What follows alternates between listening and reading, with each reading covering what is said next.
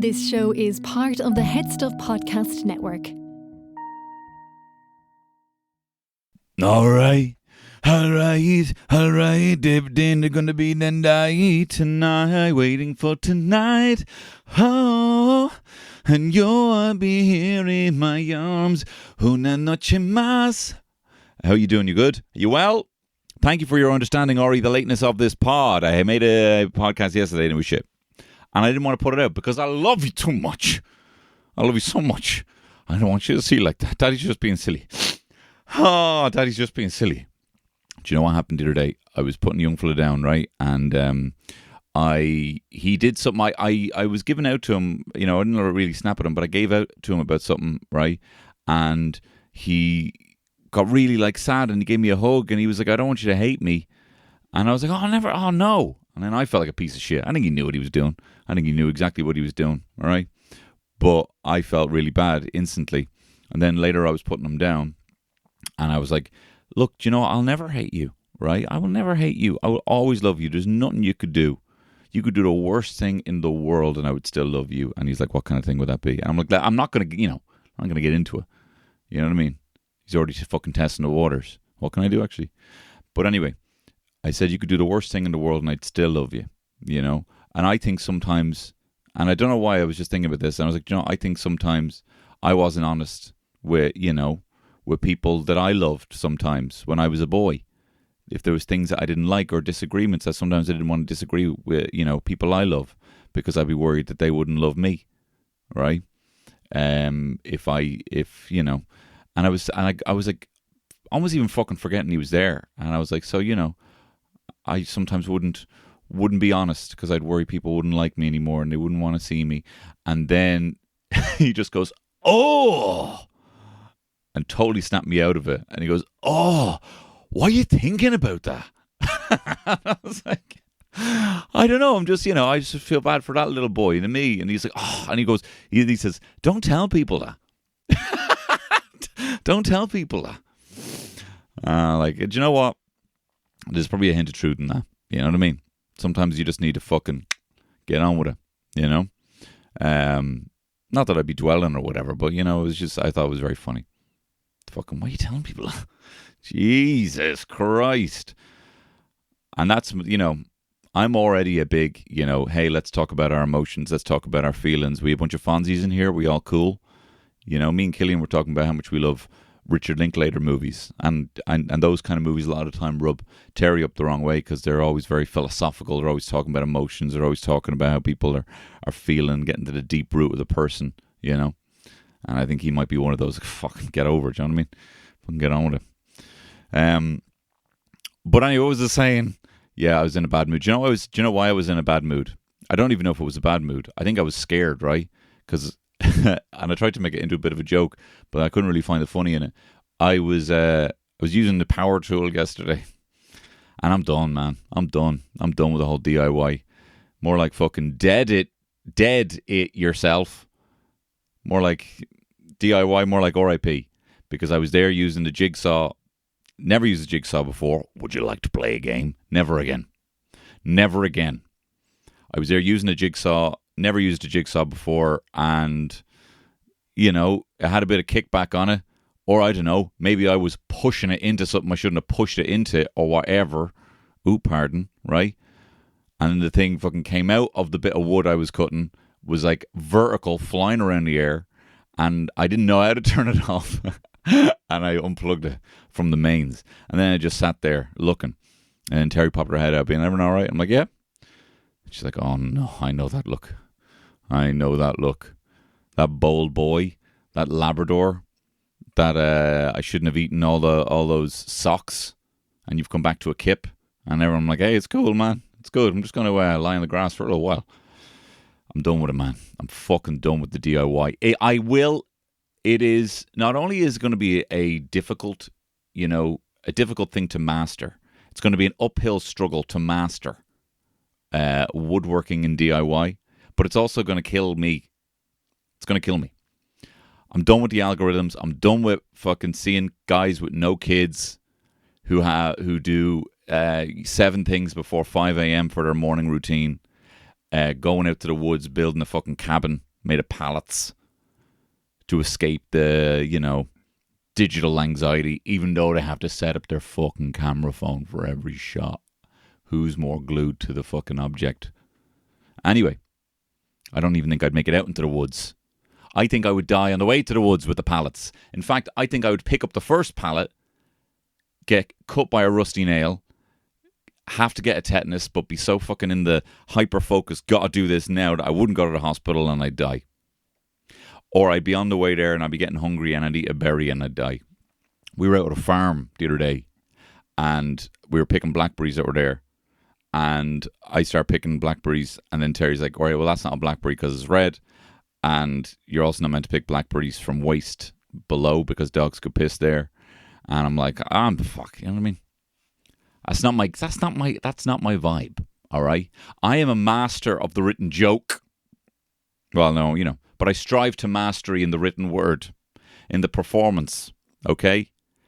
I won't be able to ever impress anyone. And this is what I have to just come to terms with. I will never be able to impress someone with some bit of kind of DIY or woodworking that I have done myself, all right? Unless the surprise is, oh my God, you're still alive and you have all your limbs. So, it's not going to happen. I should be striving in the things that I'm already an amateur at into then, a mastery, And I do things that fucking amaze people sometimes. Sometimes people are like, I can't believe that footy chant. That was amazing. I can't believe I made a fake Rod Stewart AI generated voice to wish me ma happy birthday. She's no idea how I did that, For a second, she thought it was real. Actually, I don't think she did. I think she was winding me up. Actually, no, I know she was winding me up because she said, no shit. I was like, haha, look, that's not real. I actually don't know Rod Stewart. And she goes, duh. And I'm like, all right. But it was still pretty impressive. I also made a fake RTE news reporter making up a news story about like an in-joke that we have in like the stag group. Going to a stag. And Jago from Sexy Beasts, he was like, hey, we should do something really funny and change all the names to on the Ian Road Aaron train to like funny names like John Blowjob or something like that. And then I made up a fake news story saying that John Blowjob had delayed trains for 17 hours and someone died because they couldn't get a heart transplant. And I did that with a fake generated RTE voice. And they were like, oh my God, how'd you make that? See, I can still do some magic. I can still do it. Oh my God, I don't know how you did that. Wow. So, but that will not be happening. I'm in my shed now, and I tell you, I cut myself 3 times, not even on the jigsaw. A week earlier, I was hanging shelves. There's no blades. There are no blades. There was nothing sharp, and I cut my hand 3 times just by pushing hard in on a drill to get the fucking screw into the wall. And then, of course, pushing so hard meant that I then slipped, and then with the force of pushing the drill, cut my hand on one of the screws. All right? And then, do you know what else? I built the shelf, right? And I was like, I want to have it up pretty high so that, I'm not intending on putting nothing up there that I want to look at. So I put it up as high as I could. And then only when I finished the shelf did I realize that the shelf is kind of flush with the ceiling. You couldn't slip a fucking playing card in there now. It does nothing. It does nothing. And all this cut once, measure twice, all that shit. Fuck that. I don't have the patience for it. That's not my vibe. I'm an impulsive harlequin. Okay? That's my vibe. But anyway, look, I'm not talking about that anymore. So I was a bit annoyed yesterday that I almost cut my fingers off because I love my hands so much. Also, do you know what they told us at the farm? Sorry, I know I'm jumping all over the place, but we were at a farm recently. Went into this talk. They were giving a talk, meant to be for kids, and they were just talking about how we need to protect the top 20 centimeters of soil. Otherwise, we'll have no soil. We'll never be able to grow out never again. And I was like, can we catch a fucking break over here? All right? We're already looking at all this land and thinking about what Fine Gael can do to put fucking houses in there, and now I got to worry about soil. And then the fucking bees. I got to make me grass look shite so bees can survive. And bees apparently are the most important thing in the world. If all the bees were gone, we'd die. Shut up. And I cut the grass out there, right? I cut the grass out in the back garden. And there was a glove, a child's glove, left on the grass. And I must have been there for a few weeks. I didn't see it because the grass was getting pretty tall. Picked up the grass. We were trying to grow grass out there for ages. We got a fat pigeon coming around here every fucking day, eating all the grass seed, right? And then I picked up the glove. All the grass was dead. All the grass was dead under a wet glove. Fucking nature, like, you know. I know I talked about this before. The idea that in a post-apocalyptic world, you know, all the vines will climb up the buildings, and you know the rewilding of the world. Fuck off, will and it's shite. It will and it's shite. If a wet child's glove can kill a patch of land, then maybe nature should. Maybe we should get rid of all grass. I don't know. I'm getting. Anyway, what I want to talk about is right. Shite podcast yesterday. I thought I'm going to do something special today. It's an idea I've been toying around with, right? As you know, I do like coming up with like my Mount Rushmores of things, right? Thinking of a top 4. But then I'm like, why am I talking about fucking Mount Rushmore? People say sometimes, you know, you always see it in wrestling interviews. Who's on your Mount Rushmore? Greatest wrestlers. You know, if you have to know, mine would be Shawn Michaels. I mean, it would probably be Shawn Michaels, Mick Foley. I do like The Undertaker, but I don't know if he makes the cut. It's Bourne. It's Shawn Michaels. It's Mick Foley. I don't really, you know, I'm only going to talk about the stuff that matters to me. It's The Rock. And people would say Hulk Hogan or Ric Flair, but I'm going to put in Stone Cold. There you are. Shawn Michaels, The Rock, Mick Foley, Stone Cold Steve Austin. But the Mount Rushmore thing is very jingoistic, very fucking America, very, very rah, rah, rah. Look at all these fucking old presidents, some of which owned slaves. So I'm not going to fuck around with that shit. And what I'm going to do instead, and I'm going to do this for maybe different categories going forward, is I'm going to talk about the currency. See, back in my day, we had a thing called the Irish fucking punt, right? We had a thing called the fucking punt, all right? And on that, you had people. You had Irish icons, okay? Now it's all bloody bridges. Let me tell you, the worst thing that ever happened was the euro coming in. Well, not really, because, you know, it's great. Obviously, you don't get it, you know, change money over. Well, that's what they sold us on. Then you have things like fucking Revolut. Anyway, look, I do miss the punt. The biggest thing I miss about the punt is when you could flick a fucking £1 coin and it would make a ding, it would ring in the air.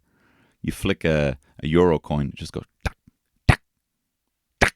Very unsatisfying, especially if you like to cosplay as Harvey Dent, Two-Face, like I do sometimes, you know. Let's flip on it and flick a coin. Not so good with like a euro, right?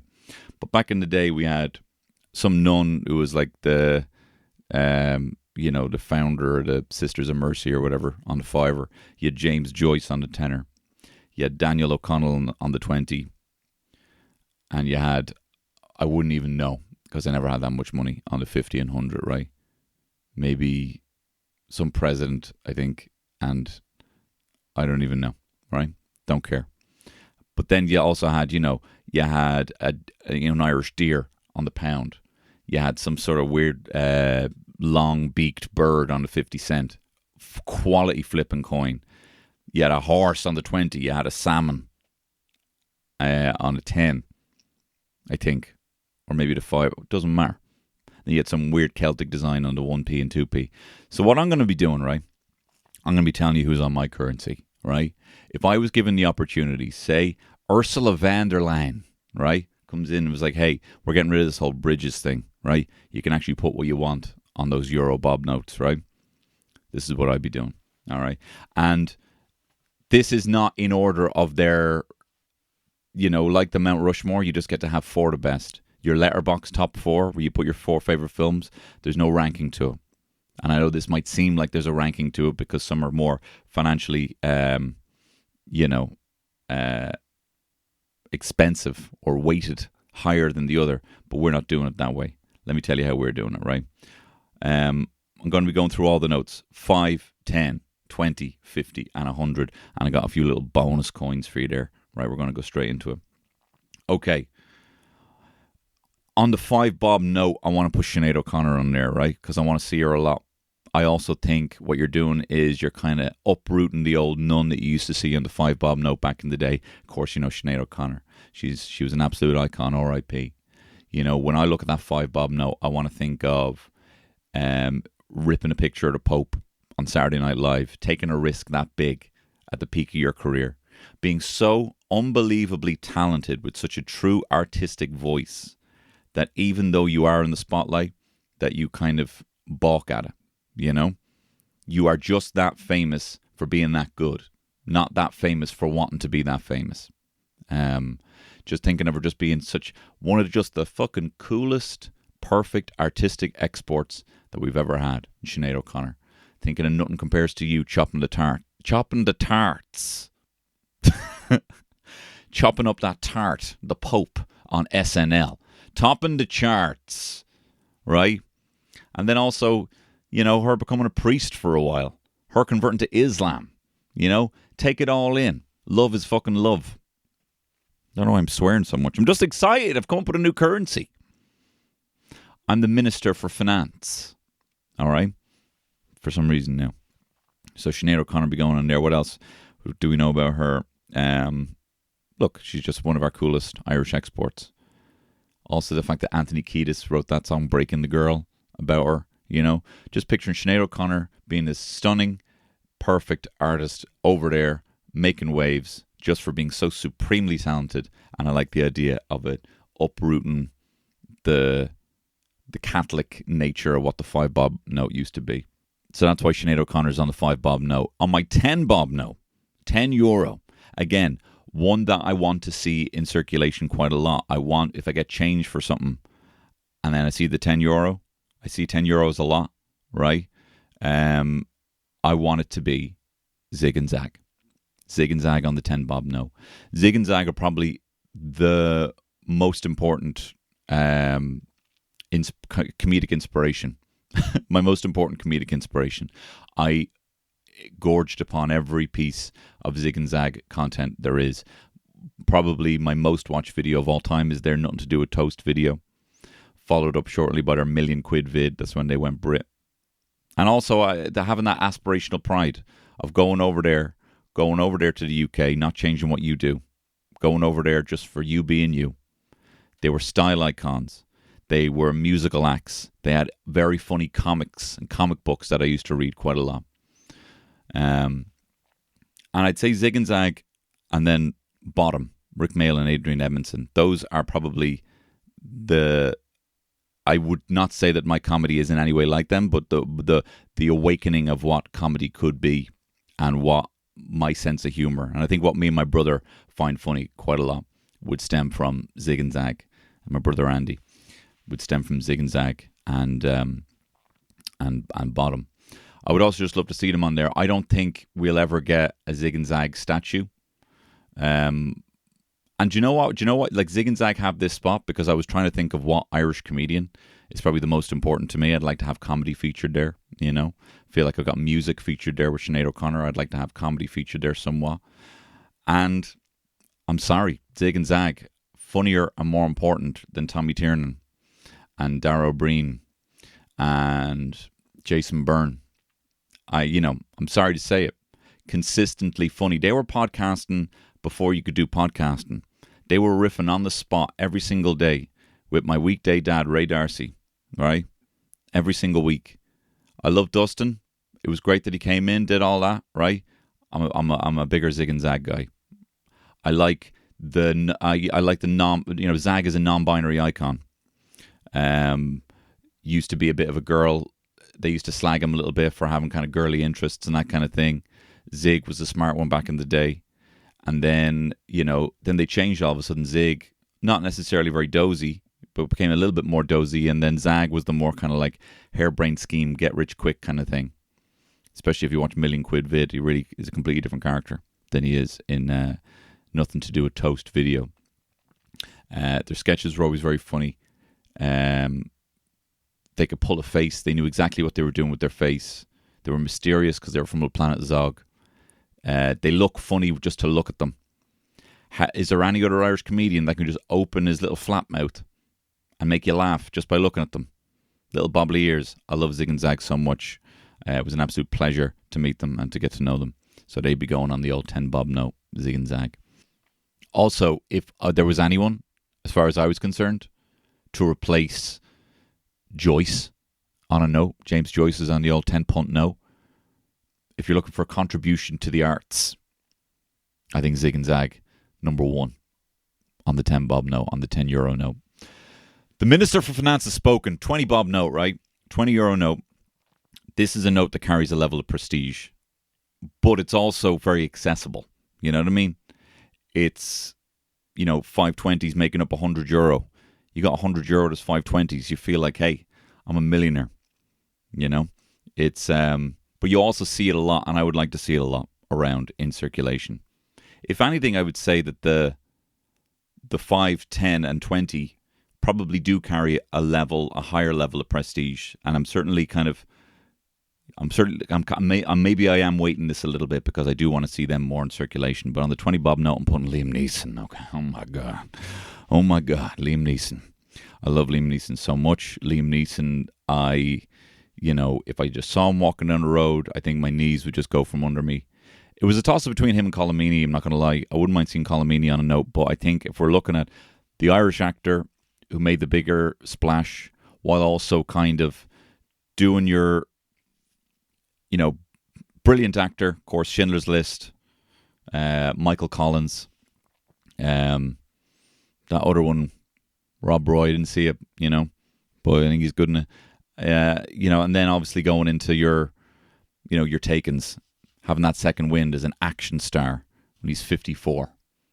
The longevity of a career like that, while also having just that incredible will level you voice. Hearing his voice in The Grey when he's fighting all those wolves, and he's saying to the guy in the plane, being like, listen to me, you're going to die. You're going to die. Do you have someone? Do you have someone you love? Think of them. Let them take you now. Let them take you. Incredible. Voice of Aslan the Lion in Chronicles of Narnia. Voice of your owl lad in Fallout 3. Did you forget about that? And he's incredible in it. I'd love to see him just floating around. And you know what? Even though it isn't my favourite role, and even though he's probably my least favourite Jedi in the history of Star Wars, I would want to see him as Qui-Gon Jinn on the note. Seeing his little etched face on a 20 bob note, they do those kind of lines. Do you ever stare at money for a while and it's all made of lines, the faces? That's the face. Liam Neeson's face as Qui-Gon Jinn, the worst Jedi, the doziest Jedi, the Jedi who caused the complete downfall of the Jedi Order. When he's walking around Tatooine and Anakin's like, hey, there's a storm, and he's just walking around saying nothing. And he's walking around with Jake Lloyd and Natalie Portman, and he's fucking 19 foot tall, walking over everyone, hunching over.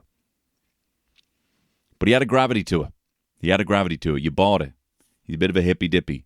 I've heard people go to bat for Qui-Gon Jinn, right? And I'm not convinced. I'm not Qui-Gon Vinced, right? But anyway, Liam Neeson's going to be on there. Any other trivia about Liam Neeson before I move on to 50? He supports various causes, including UNICEF, an advocate, of course, for peace in Northern Ireland. He was an amateur boxer and won several regional titles, apparently. But Liam Neeson, I'd love to see him. He will be taking over the role of Daniel O'Connell, the liberator of O'Connell Street. And I think, why are we not? Can we not start changing shit up now? That was good, right? O'Connell Street was all good and all that, yeah. But can we not change Grafton Street to Zig and Zag Street now? Can we not change it up, O'Connell Street to Sinead O'Connor Street? Just thinking of, even when we were at this farm, right, the other day.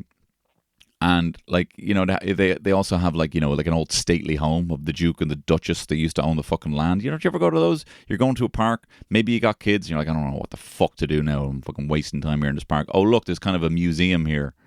Let's go in here so I can freak out, so my kid doesn't touch every fucking antique rocking horse that's in here, and glass vases that are everywhere. Speaking of which, Terry would read every single placard in one of these places. Being like, oh wow, can you believe that? It used to be 4 acres. I actually said to her yesterday, she says she wants to get a new sink that has a built-in compost bin. And now look, this is going to sound like I'm being an asshole here, right? But she does it to me as well. She was telling me that she wants to get this new compost bin in a sink. And I said to her, do you know what? I don't give it, now it's actually hurting me how much I don't give a fuck. It used to be that especially our first date, I'm like, oh my God, I don't give a fuck, but I love learning this about you, you know? And then over the years, it was kind of like, I don't give a fuck, but I'm not along, you know? And then I was like, I don't give a fuck, and now I just have no expression on my face. And I realized this is something you need to talk about, and I know that face when I need to talk about something. But now it's actually hurting me. Now it's really hurting me. She was talking about getting into freeze drying stuff, and I'm like, ow, you know? I'm like, one day, Terry, I'm just going to grab my chest and fall to the ground with how much I don't give a fuck. She was laughing. We were laughing. And I will totally benefit from having freeze-dried things around the house. And I'm sure the compost bin's going to be great. It's just a little bit of, it's just the little dance that you do when you're in a long relationship, the little jibes you have at each other, just to keep things spicy. And if she didn't laugh, I'd be like, oh, Jesus Christ, I don't mean that. I have to fucking explain that to you. You know what a relationship is, for God's sake. Anyway, might tell her this list actually after this and see how much she doesn't give a fuck. Sometimes I'm talking to her and she's like, it's like you're describing a dream in how I don't care. You know? Like if I tell her something happened in a video game, she's like, I can't even believe that you're like using oxygen to tell me this, you know? Which I love. And that's what, let me tell you, that's what you're going to be missing with your AI partners in the future, right? Someone to put manners on you. Someone to let you know that yes, you can be yourself, but you can't be communicating it in such a way and doing so much of it that you're boring the fucking whole of everyone in this house, right? AI girlfriends aren't going to give you that brutal honesty. All right, moving on to the 50 bob note. All right? 50 bob note, I think, is, you know, it's big. That's you seen that in a card, as long as it's not your wedding and you spent a fortune. 50 euro, look, whatever, maybe that is standard, I don't know, right? I'd be going a bit higher than that. But, you know, me and my wife, you've given us all this lovely grub, you know. I know how expensive weddings are. But if you're a kid, even whatever age you are, getting 50 quid in a card, but what the fuck? Oh my God.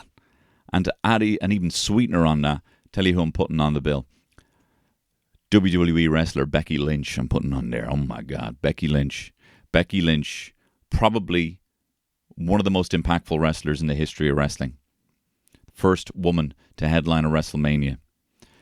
To be the most hot performer in a time when wrestlers were not able, in a real nadir of wrestling, a wrestling era, the lowest of the low, when wrestlers, it was a PG era, you were not allowed to be yourself.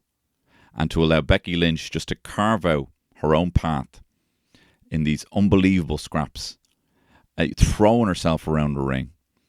Like, she's a former stunt woman herself. You know, I think she was in Vikings and stuff.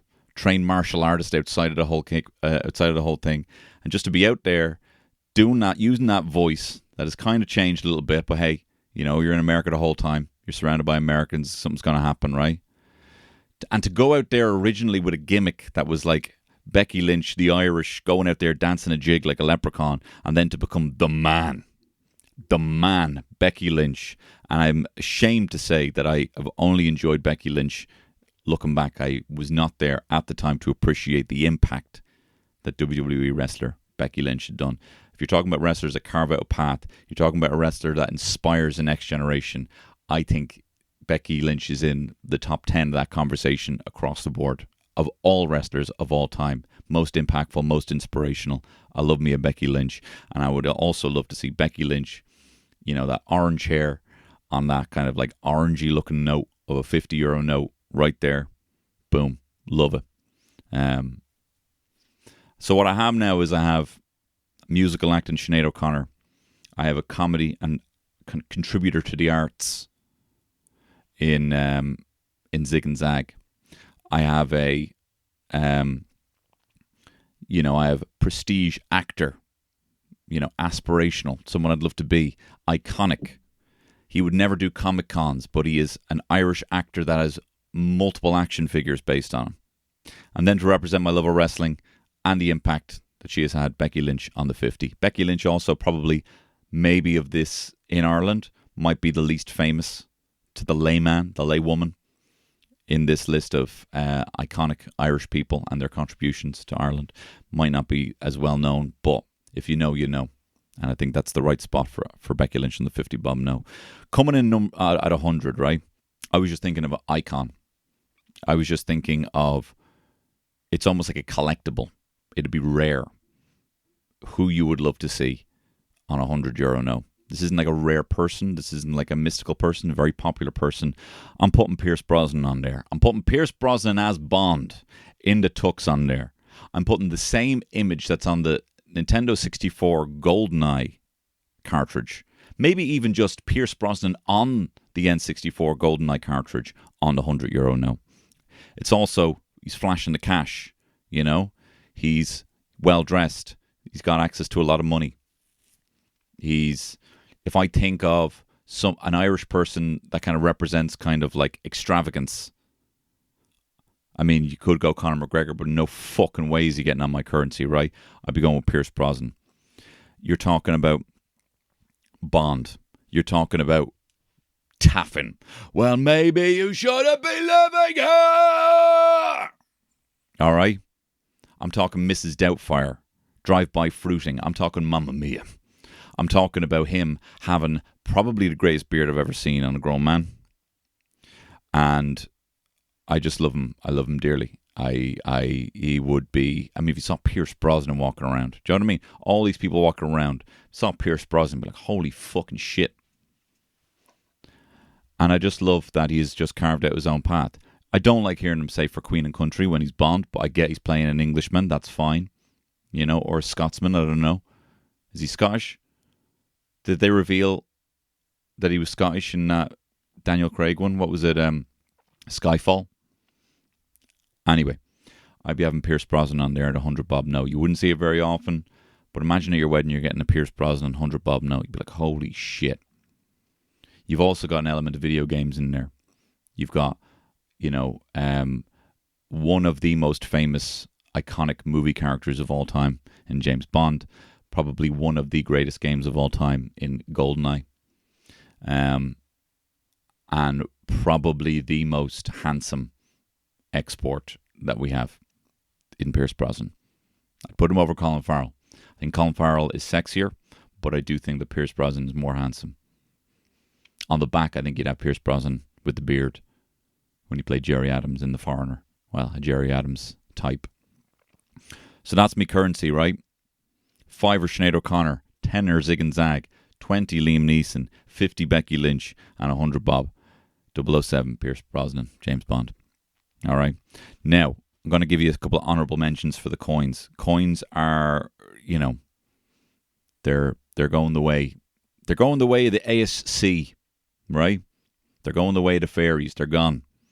But, having said that, if I had to put in the same vein that they did in the old punt, putting animals on there, I'm putting cryptids on there. And this is what we're starting with. So 10 cent, I'm putting the Doulahan on there. That's the Headless Horseman. That's the Headless Horseman, the harbinger of death. Some people say they're also a type of banshee. But I do have banshee on here later on. Anyway, look, the Doulahan, Headless Horseman, just think we look pretty cool. I think the 10 cent could do with a little bit of a makeover. Because at the moment it would be a burden. It would be a burden on my pocket to have, and I wouldn't want it anywhere. Don't mind your 1 cent, 2 cent, 5 cents, I ain't that shy. 10 cents not going to do anything for you.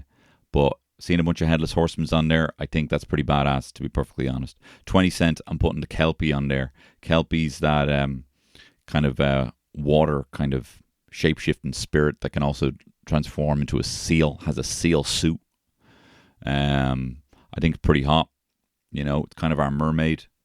You know, I think the Merrow might be more of a Scottish thing. So that's kind of our vibe. You know, luring people out, but you're also a seal. You know, also makes me think of Seal and Kiss by a Rose. So that's pretty strong. 50 cent, I'm putting the Banshee on there. And I'm bringing back the hexagonal coin as well, because I like the shape of that. Banshee is, you know, the wailing woman. Could sometimes appear as a young woman or an old hag. Because I've been writing this Banshee script or working on it for such a long time, I've been thinking about banshees for years. And in our script, banshees are very different. They're not kind of, yes, they are the kind of harbingers of death as well, in that they are kind of letting people know that souls are about to pass on to the afterlife, but in that kind of stoic way. What would you do if you heard the call? Would What if you heard the call and it actually put you at ease about moving on? What if it put into perspective that you had, to quote Sandman, I think Neil Gaiman, don't mention Neil Gaiman, but in Sandman, Death, I think Kevin Smith brought this to my attention. There's a bit where Death says to this old man, when she's escorting him on to the afterlife, he's like, but I'm not ready to go, I haven't done everything. And then Death says, you had what everyone else had, which was a lifetime, as long as, or as short as that is, you have what everyone else had, which was life. And if you want to talk about having that fucking stoic coin in your pocket, reminding you that death is on your doorstep at any time, I'd like to be seeing a banshee on there. So they're not scary. They're not scary. I know people say we're very good with death here in this country. And also the banshee also makes me think of when my dad used to tell me stories, and then sometimes he would just make up really good stories.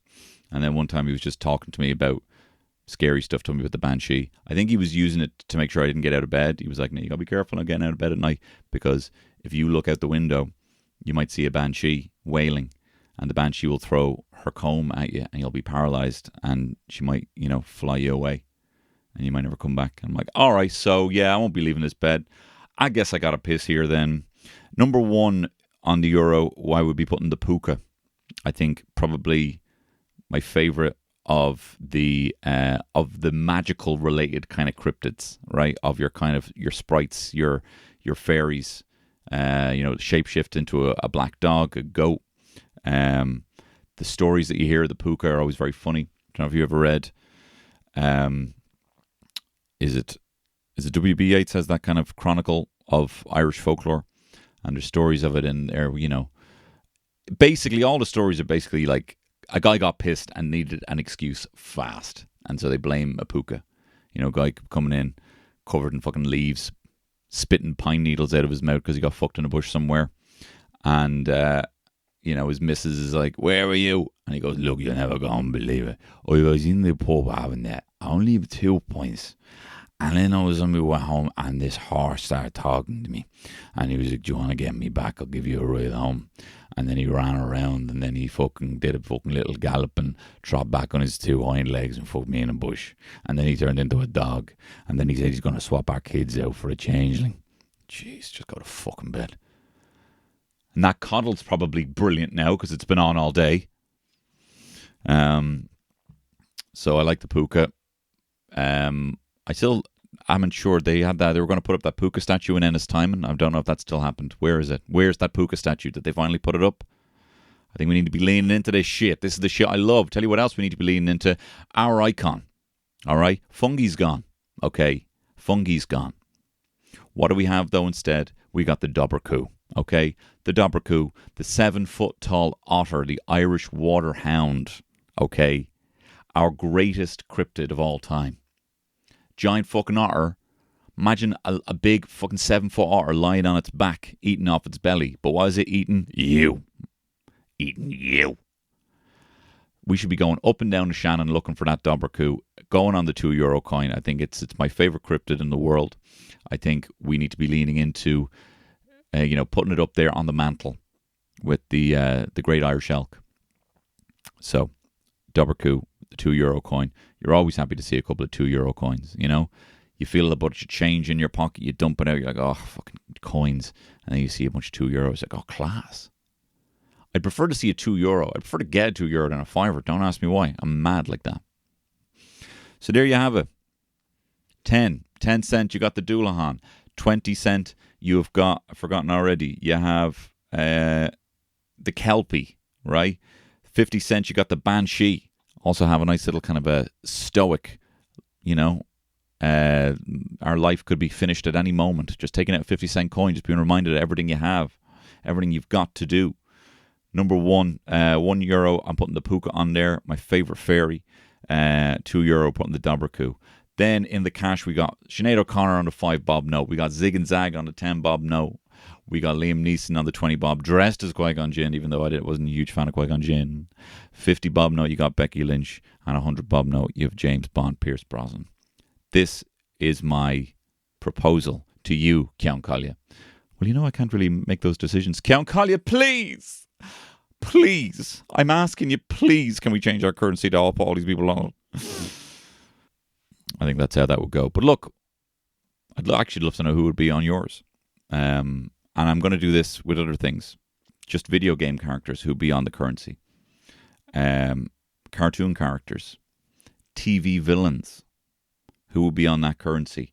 I think it's a little bit nicer than the old Mount Rushmore. I get to pick my top 5 of things, but also have them thinking of all these people, these icons, Idafoca. And what, when they come out, when you're spending the cash, what that means to you and what that can remind you to be. So there you are, my currency. Slán Abhaile. All the best. Bye-bye. This show is part of the Headstuff Podcast Network, a hub for the creative and the curious. Shows are produced in association with Headstuff and the Podcast Studios Dublin. Find out more or become a member at headstuffpodcasts.com.